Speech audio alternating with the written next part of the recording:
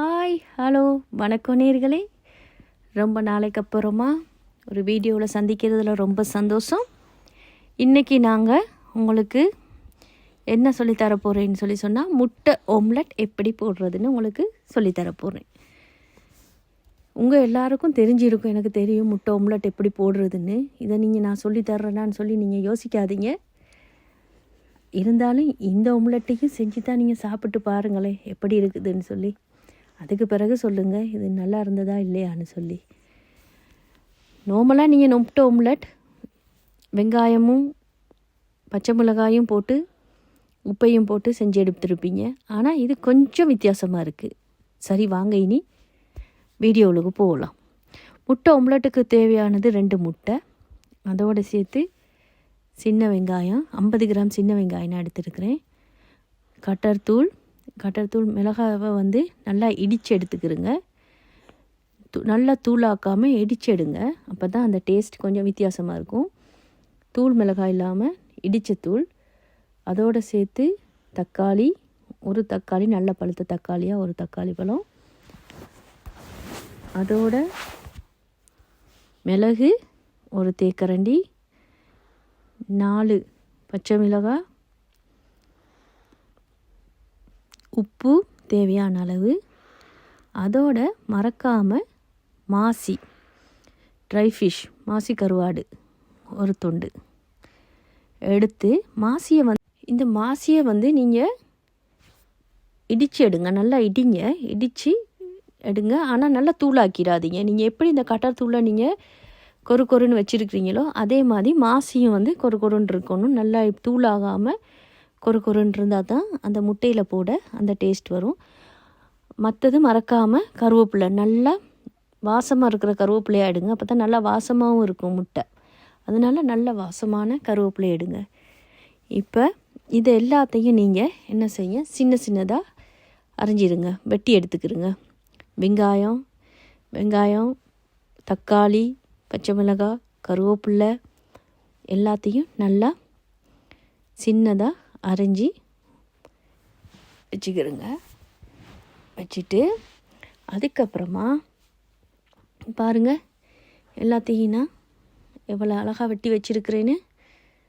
இப்போ பாருங்கள், மாசி நல்லா தூளாகாமல் கொருன்னு தான் இருக்குது. அதே மாதிரி காஞ்ச மிளகாவும் கொருன்னு இடித்து எடுத்து வச்சுருக்கேன்.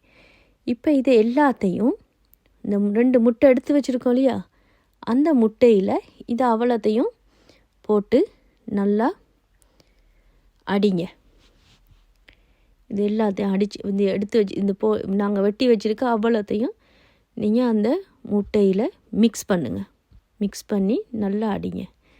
நீங்கள் எவ்வளோவுக்கு அடிக்கிறீங்களோ அவ்வளோவுக்கு அந்த டேஸ்ட் கூடும். உப்பை கொஞ்சம் பார்த்து, உங்களுக்கு தெரியும், உங்களுக்கு உப்பு கம்மியாக வேணும்னா கம்மியாகவும், கூட வேணும்னா கூடையும் கொஞ்சம் போட்டுக்கலாம். நல்லா மிக்ஸ் பண்ணுங்கள். இப்படி நல்லா மிக்ஸ் பண்ணிவிட்டு எல்லாம் அந்த முட்டையில் பாருங்கள், முட்டை தெரியலை, இதில் தெரிகிறது தனியாக தக்காளி பழமும் வெங்காயம், பச்சை மிளகாய், கட்டர் தூள் எல்லாம் தெரியுது, ஆனால் முட்டை மட்டும் தெரியலை. இப்போ எல்லாத்தையும் மிக்ஸ் பண்ணியாச்சு. இனி என்ன செய்யணும், ஒரு சட்டியை அடுப்பில் வச்சுட்டு கொஞ்சமாக உங்களுக்கு என்ன பிடிக்குமோ, நல்லெண்ணெயா தேங்காய் இல்லைன்னா என்ன உங்களுக்கு வேணுமோ அந்த எண்ணெயை, கடலை எண்ணெயா என்ன விருப்பமோ அந்த எண்ணெயை ஒரு மேசக்கரண்டி விட்டுட்டு இதை அப்படியே அந்த சட்டியில் ஊற்றிடுங்க. இப்போ பாருங்கள், இது ரவுண்டாக இல்லை, ஒரு டிசைனாக இருக்குது. அதுவும் அழகாக தான் இருக்குதுன்னா ஓகே. இனி இதை மற்ற பக்கம் ஒரு பக்கம் நல்லா ஒரு நிமிஷம் நீங்கள் விட்டுட்டிங்கன்னா காணும். பாருங்கள், ஒரு நிமிஷம் உங்களுக்கு நான் இப்போ இதிலே விட்டு விடுறேன். இதில் நல்லா ஒரு நிமிஷம் அவஞ்சிட்டு ஒரு பக்கம். இனி இதை அப்படியே மற்ற பக்கமாக திருப்பி விட்டிங்கன்னா பாருங்கள் என்ன கலருக்கு இருக்குதுன்னு. மற்ற பக்கம் நீங்கள் கூட நெருப்பை விட்டுறாதீங்க. கூட நெருப்பை விட்டிங்கன்னா அடித்துண்டு கரைஞ்சிரும், மேல் துண்டு அவியாத மாதிரி நடுவில் அவிஞ்சிடாது. அதனால் நீங்கள் கொஞ்சமாக நெருப்பை விடுங்க அடியில். சரி, இனி நாங்கள் மற்ற பக்கம் திருப்புவோம். பாருங்கள், இதில் பார்க்க முட்டையை விட கலர் கலராக தெரியுது பாருங்கள். தக்காளி, பச்சை மிளகாய், கருவேப்பிலை எல்லாம் ஒவ்வொரு கலரில் தெரியுது. பச்சை, சிகப்பு, நீலம், மஞ்சள்னு ஒவ்வொன்றும் ஒவ்வொரு கலரில் இருக்குது. பார்க்க அழகாகவும் இருக்குது.